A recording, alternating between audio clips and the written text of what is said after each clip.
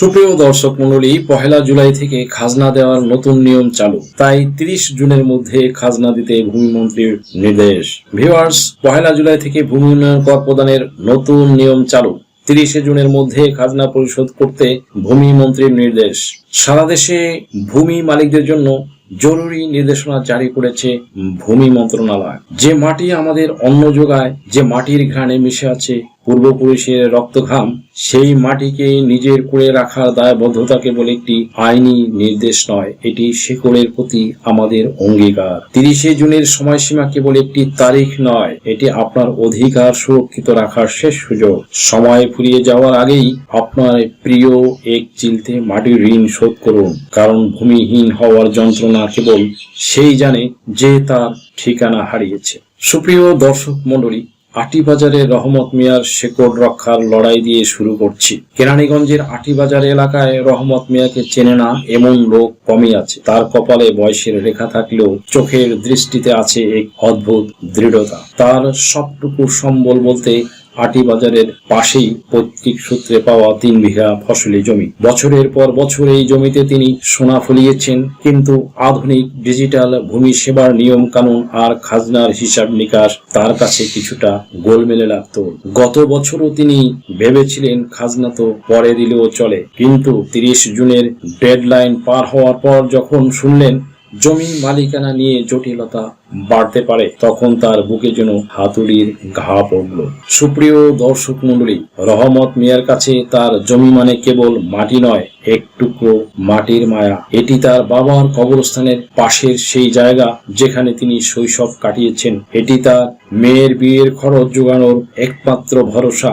এটি তার আত্মসম্মান, যা তাকে আটিবাজারের চা দোকানে বুক ফুলিয়ে বসতে সাহায্য করে। সুপ্রিয় দর্শক মণ্ডলী, যখন ভূমিমন্ত্রীর কড়া নির্দেশ এলো যে ৩০ জুনের মধ্যে খাজনা পরিশোধ করতে হবে, রহমত মিয়া আর দেরি করলেন না। আটিবাজারের মোড়ে চায়ের দোকানে বসে তিনি যখন শুনলেন এখন অনলাইনেই খাজনা দেওয়া যায়, তিনি তার নাতিকে সাথে নিয়ে ইউনিয়ন ভূমি অফিসে ছুটলেন। তার পকেটে ছিল ঘামে ভেজা কিছু টাকা, যা তিনি অনেক কষ্টে জমিয়েছিলেন। খাজনা পরিশোধের রসিদটি হাতে পাওয়ার পর রহমত মিয়ার মুখে যে হাসি ফুটেছিল তা কোটি টাকার চেয়েও দামি। তিনি বিড়বিড় করে বলছিলেন, জমিন আল্লাহর, কিন্তু মালিকানাটা তো আমার। এই কাগজটা হাতে না থাকলে আটিবাজারের মুখ দেখামু কেমনে? এখন অন্তত শান্তিতে মরতে পারবো যে আমার পোলাপানগুলোর আমি পথের ফকির বানাইয়া যাই নাই। সুপ্রিয় দর্শক মণ্ডলী, আটিবাজারের রহমত মিয়া আজ নিশ্চিন্ত, তার জমি এখন নিষ্কণ্ঠ। আপনিও কি রহমত মিয়ার মতো আপনার মাটির অধিকার নিশ্চিত করেছেন? ৩০ জুন আসার আগে আপনার খাজনা পরিশোধ করে নিজের অধিকারটা বুঝে নিন। মনে রাখবেন, আপনার একটু সচেতনতা আপনার পরিবারকে আজীবন ভূমিদস্যু বা আইনি জটিলতা থেকে রক্ষা করতে পারে। ভিউয়ার্স, ভিডিওর শেষে আপনাদের জন্য 3টি গোল্ডেন টিপস থাকবে, কাজেই ভিডিওটি স্কিপ না করে শেষ পর্যন্ত দেখতে থাকুন। আর লাইক, শেয়ার, কমেন্টস এবং সাবস্ক্রাইব করে পাশে থাকা বেল বাটনটি প্রেস করে দিন, যাতে পরবর্তী ভিডিওর নোটিফিকেশনটি খুব সহজেই পেয়ে যান। So let's get started. Viewers, সারা দেশের ভূমি মালিকদের জন্য জরুরি নির্দেশনা জারি করেছে ভূমি মন্ত্রণালয়। আগামী ৩০ জুনের মধ্যে বকেয়া সহ চলতি অর্থ বছরের ভূমি উন্নয়ন কর খাজনা পরিশোধ করতে বলা হয়েছে। একই সঙ্গে জমি সুরক্ষিত রাখতে ডিজিটাল পদ্ধতি ব্যবহারের উপরে জোর দিয়েছে সরকার। মন্ত্রণালয় থেকে পাঠানো এক বার্তায় জানানো হয়েছে, কোনো রকম ঝামেলা ছাড়াই নাগরিকরা এখন ঘরে বসে land.gov.bd ওয়েবসাইটের মাধ্যমে অনলাইনে তাদের ভূমি উন্নয়ন কর পরিশোধ করতে পারবেন। সরকার ভূমি ব্যবস্থাপনাকে সম্পূর্ণ স্মার্ট ও স্বচ্ছ করার লক্ষ্যে এই ডিজিটাল পেমেন্ট সিস্টেম চালু করেছে।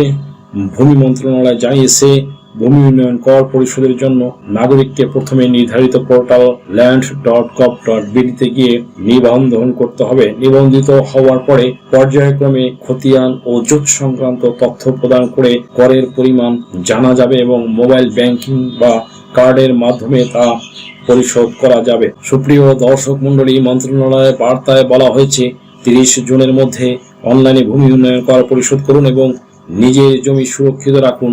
নির্ধারিত সময়ের মধ্যে কর পরিশোধ না করলে পরবর্তী সময়ে আইন অনুযায়ী বকেয়ার উপরে সুদ যুক্ত হওয়ার সম্ভাবনা থাকে। সাধারণত সরকারি অর্থবছর শেষ হয় 30 জুন। তাই বছরের হিসাব চুকিয়ে দিতে এবং আইনি জটিলতা এড়াতে এই সময়ের মধ্যেই খাজনা পরিশোধ করা বাঞ্ছনীয়।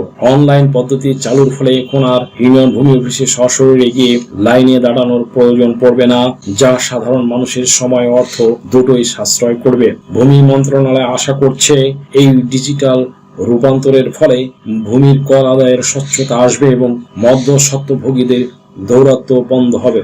ভিউয়ার্স, আপনার জমির খাজনা কি 30 জুনের মধ্যে দেওয়ার কথা কি ভাবছেন? না হলে কিন্তু 1 জুলাই থেকে আপনার জন্য বদলে যাচ্ছে সব চেনা নিয়ম। নতুন নিয়ম জানার আগে কোনো সিদ্ধান্ত নেবেন না, কারণ এটি একটি ছোট্ট ভুল আপনার পৈতৃক সম্পত্তির আইন সুরক্ষা কমিয়ে দিতে পারে। ভিউয়ার্স, আজকের ভিডিওতে যেহেতু আলোচনা করা হবে অনলাইনে ভূমি উন্নয়ন করের নতুন নিয়ম কিভাবে প্রদান করবেন সেই বিষয় নিয়ে, আজকের আলোচনার এই বিষয়টি আপনাদের সামনে ডিটেইলে ডিসক্রাইব করব।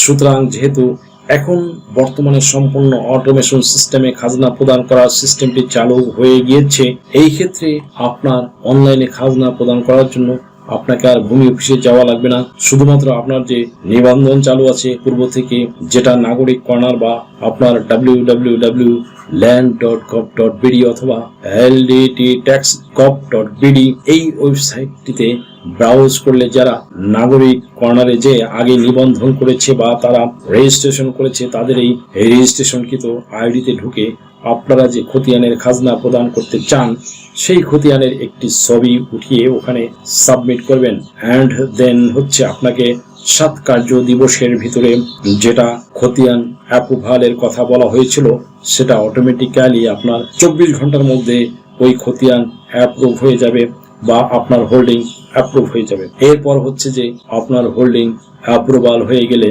পরবর্তীতে আপনার ওই খতিয়ানের উপরে কত টাকা খাজনা এসেছে সেটা সরাসরি ল্যান্ড মিনিস্ট্রির পক্ষ থেকে বর্তমানে যে মনিটরিং সিস্টেম চালু হয়েছে বা আপনার খতিয়ানের উপরে কত টাকা খাজনা আছে সেটা ব্যবস্থাপনা করার যে সিস্টেম চালু হয়েছে সেখান থেকে সরাসরি আপনার মোবাইলে সংযুক্ত হয়ে যাবে বা আপনার সেই নিবন্ধনকৃত আইডিতে যোগ হয়ে যাবে যে আপনার কত টাকা এখানে খাজনা প্রদান করতে হবে।